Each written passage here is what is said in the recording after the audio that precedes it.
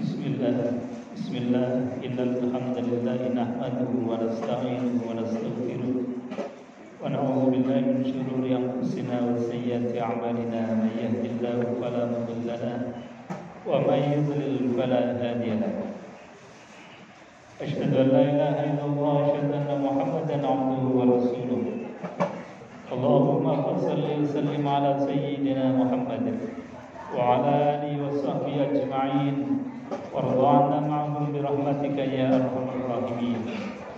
Fa ya ayyuhal hadirun usikum wa nafsi bi taqwallah faqad faza fawzan 'azima. Kama qala Allah ta'ala fi kitabil karim wa huwa asdaqul qailin. A'udzu billahi samil 'alim minasy syaithanir rajim. Bismillahirrahmanirrahim. Ya ayyuhalladzina amanu taqullaha haqqa tuqatih wa la tamutunna illa wa antum muslimun. Hadirin jemaah sidang salat Jumat rahimakumullah. Di awal khutbah ini khatib tidak henti-hentinya untuk berwasiat kepada diri dan jemaah sekalian untuk senantiasa meningkatkan kualitas iman dan takwa kita kepada Allah. Takwa dalam makna dan arti yang sebenar-benarnya, sebagaimana yang diajarkan oleh baginda Rasulullah SAW, yaitu imtisalul awamir wa ijtinabun nawahi, menjalankan yang diperintahkan Allah dan menjauhi dengan sekuat tenaga apa-apa yang dilarang oleh Allah Subhanahu wa taala. Hadirin jamaah yang dimuliakan Allah, di antara yang diperintahkan oleh Allah Subhanahu wa taala adalah ketika kita diberikan nikmat oleh Allah, maka berterima kasihlah, bersyukurlah terhadap zat yang memberikan kenikmatan. Di antara kenikmatan yang besar yang Allah berikan kepada kita dan bangsa kita adalah 2 hari lalu kita rayakan hari ulang tahun Republik Indonesia yang ke-77. Ini sebagai bentuk rasa syukur dan terima kasih kita. Maka wajib bagi kita mensyukuri nikmat minimal biqauli alhamdulillahirabbil alamin. Dan tentu harus lebih daripada itu adalah menjaga kualitas kemerdekaan yang Allah telah berikan kepada kita. Sehingga bukan hanya merdeka yang bisa dinikmati oleh kita, tapi anak dan cucu kita pun akan bisa menikmati kemerdekaan yang sama. Sehingga kita bebas di dalam beribadah, tidak ada intimidasi, kita bebas untuk mencari ilmu, kita bebas untuk berkarya. Karena apa? Karena salah satu kenikmatan yang besar yang Allah berikan kepada kita, yaitu kemerdekaan. Hadirin jemaah sidang salat Jumat rahimakumullah. Kemerdekaan bangsa Indonesia ini adalah di antara daya dan upaya penting bagus kita, para pendahulu kita, para pahlawan kita yang begitu gigih untuk menjaga, merebut kemerdekaan, menjaga kemerdekaan dari rongrongan dan intimidasi serta tindakan-tindakan yang sewenang-wenang dari bangsa lain. Hadirin jemaah yang dimuliakan Allah Subhanahu wa taala.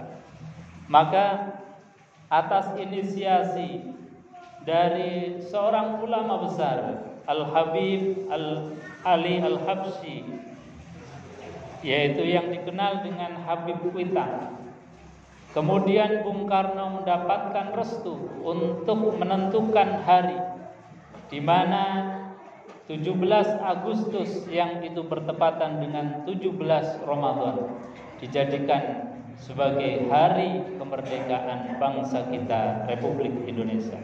Itu di antara inisiasi dan penentu hari, karena sebelum dilakukan deklarasi kemerdekaan Republik Indonesia, Bung Karno terlebih dahulu sowan ke ulama besar Al-Habib Ali Al-Habsyi.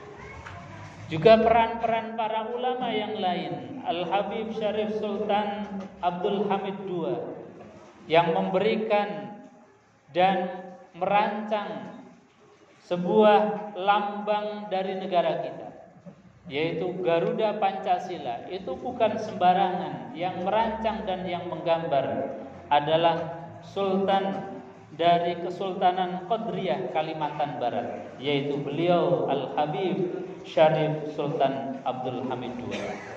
Jadi ini sekali lagi bangsa Indonesia dibangun dan dimerdekakan bukan hanya oleh segelintir orang, tapi peran para ulama itu begitu luar biasa. Bahkan lagu kebangsaan kita pun itu dikarang oleh seorang Habib asal Semarang, yaitu Al-Habib Husain Al-Mutahhar, atau yang biasa kita kenal dalam sejarah-sejarah sekolah kita dulu, Aha Mutahhar. Itu sebetulnya adalah Al-Habib Husain Al-Mutahhar yang mengarang lagu kebangsaan kita. Hadirin jemaah yang dimuliakan Allah Subhanahu wa taala, bahkan bendera merah putih yang menjadi bendera bangsa kita pun penggagasnya adalah beliau Al-Habib Idrus Al-Jufri, yang kemudian beliau mengambil dari keterangan-keterangan hadis dari baginda Rasulullah sallallahu alaihi wasallam bahwa nanti ada satu negeri yang makmur yang punya lambang bendera merah dan putih. Itulah insyaallah negara kita yang diberikan kabar oleh baginda Rasulullah sallallahu alaihi wasallam. Hadirin jemaah yang dimuliakan Allah. Jadi kemerdekaan bangsa Indonesia ini adalah atas daya upaya ikhtiar dari para pahlawan kita yang bukan hanya mengorbankan harta, benda mereka, bahkan nyawa menjadi taruhannya.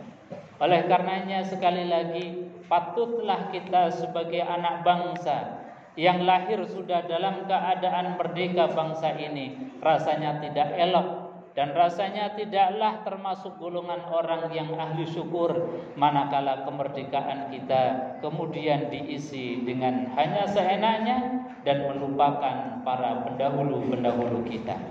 Hadirin jemaah yang dimuliakan Allah Subhanahu wa taala.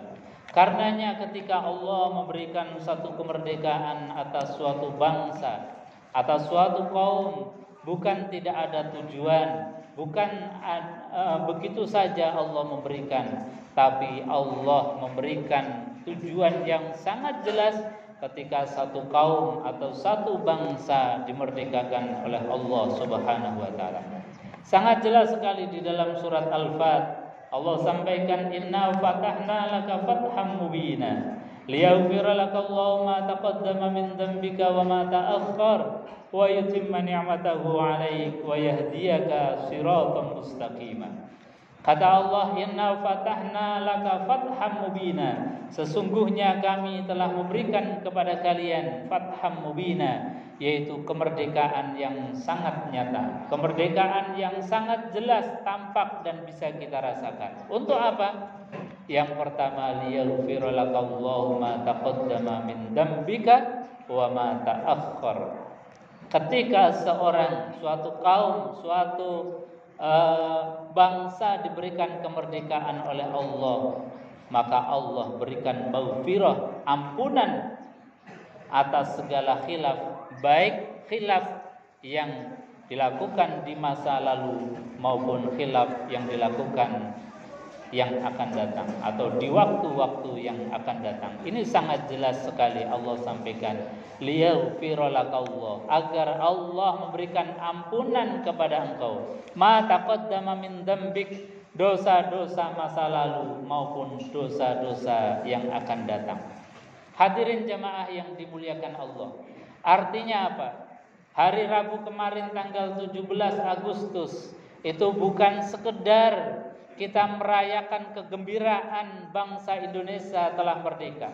Bukan hanya sekedar juga hura-hura, bukan sekedar untuk memberikan hiburan, tetapi lebih daripada itu, kita punya keyakinan saat Allah berikan kemerdekaan kepada bangsa kita, saat itulah Allah menggelar maghfirahnya untuk seluruh bangsa Indonesia.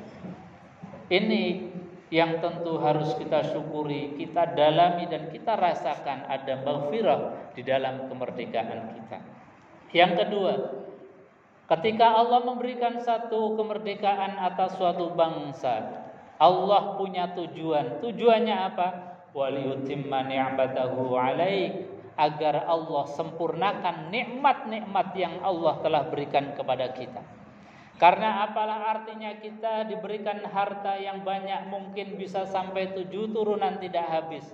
Tapi manakala badan ini terpenjara atau hati ini terpenjara, sehingga rasanya dunia serasa sempit, kawan banyak serasa tidak punya teman, tetangga banyak serasa hidup sendiri. Inilah orang-orang yang terpenjara, yang tidak punya kemerdekaan. Maka ketika Allah berikan kemerdekaan kepada seseorang atau suatu kaum atau suatu bangsa, kita diberikan kemerdekaan, makan tidak ada halangan, tidak ada pantangan. Itu kemerdekaan.